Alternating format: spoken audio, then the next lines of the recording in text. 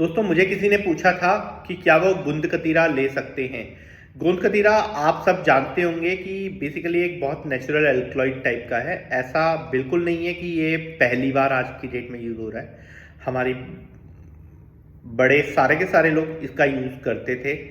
Even पहले से गोंद के लड्डू घरों में बहुत आम होते थे। वो ये गोंद कतीरा नहीं था, वो नॉर्मल गोंद होता है और ये गोंद कतीरा दूसरा होता है, परंतु उसकी एक वैरायटी टाइप आप समझ सकते हैं। इसमें फर्क क्या होता है, ये कुछ लाइक पेड़ का राल होता है जिसको हम लोग जब पानी में डालते हैं तो ये अपने से 15 से 16 गुना पानी इकट्ठा करके अपने आप को एक जेली से पदार्थ के रूप में परिवर्तित कर लेता है। इसका नॉर्मली प्रयोग कैसा होता है, इसका प्रयोग लोग दूध में मिलाकर करते हैं, लोग शरबत में मिलाकर करते हैं, लोग और कई तरीकों से करते हैं।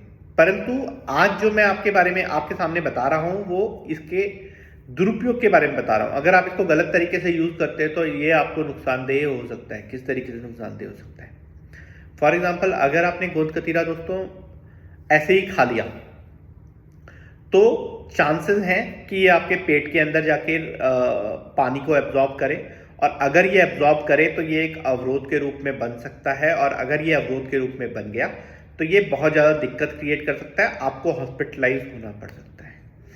दूसरा क्या है, जिन लोग का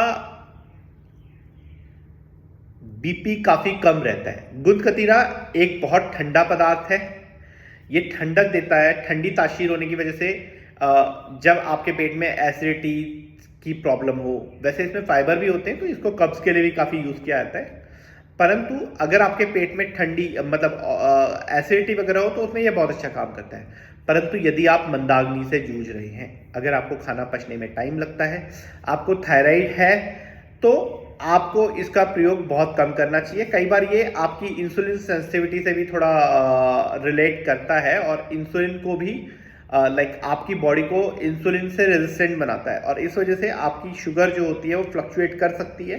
तो इसलिए शुगर डायबिटीज वाले लोग को भी इसको बहुत ज़्यादा प्रयोग नहीं करना चाहिए। थोड़ा बहुत यूज़ कर सकते हैं बट बहुत ज़्यादा प्रयोग नहीं करना चाहिए। अब इसके फायदे क्या क्या होते हैं, देखिए सबसे पहले ये हड्डियों के लिए बहुत बेहतरीन चीज़ है। पेट की कब्ज में ये बहुत बढ़िया चीज़ है। इसके फाइबर्स जो होते हैं वो पेट की कब्ज को साफ मतलब हटाने में हेल्प करते हैं। ये कब्ज हटाने में हेल्प करता है तो ये बॉडी से बहुत ज़्यादा टॉक्सिन्स को भी निकालता है, जिसकी वजह से आपके त्वचा की झुर्रियाँ वगैरह ये सब चीज़ें जो होती हैं ये कम हो जाती हैं। इसका एक फ़ायदा और होता है कि जब आप इसका गोंद कतीरे का यूज़ करते हैं तो ये आपके बालों और त्वचा के ऊपर भी हेल्प करता है, अगेन क्योंकि ये टॉक्सिन्स को हटा रहा है तो ये सारी की सारी चीज़ें करेगा।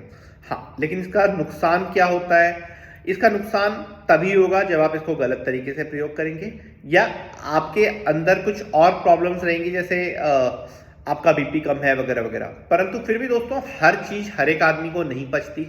मेरे पिताजी कहा करते हैं अति सर्वत्र वर्जित, तो इसलिए आप हमेशा ध्यान दीजिए कि एक तो गोंद कतीरा को ज़्यादा प्रयोग ना कीजिए, दूसरा गोंद कतीरे को शुरुआत में तो एकदम ही लिमिटेड क्वांटिटी में प्रयोग कीजिए, और हाँ आपको अगर सूट करता है तो आप इसकी मात्रा को बढ़ा सकते हैं। बढ़ाएंगे तो इससे आपको कैल्शियम मिलेगा, इससे आपकी हड्डियां मजबूत होंगी, काफ़ी चीज़ों में आपको फायदा मिलेगा।